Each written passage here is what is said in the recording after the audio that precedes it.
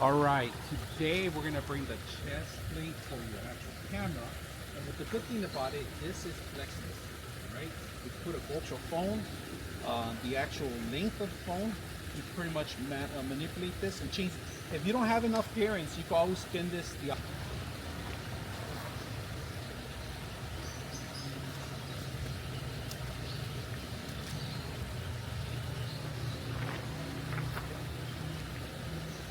Check it out. It's on the hook, alright? So if you guys can see, the hook goes here. We'll be filming something here like this. I always put it overhead. If you guys can see that, it's pretty neat. I like the design.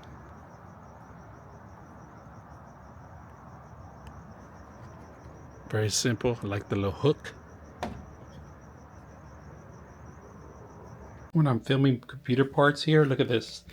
I actually hold on to the clip here too also, and this is how I do a review. If you guys can see how well it works. It's capturing really good anything I get to do with my computer, or have to get a close-up for you viewers to watch. This is perfect.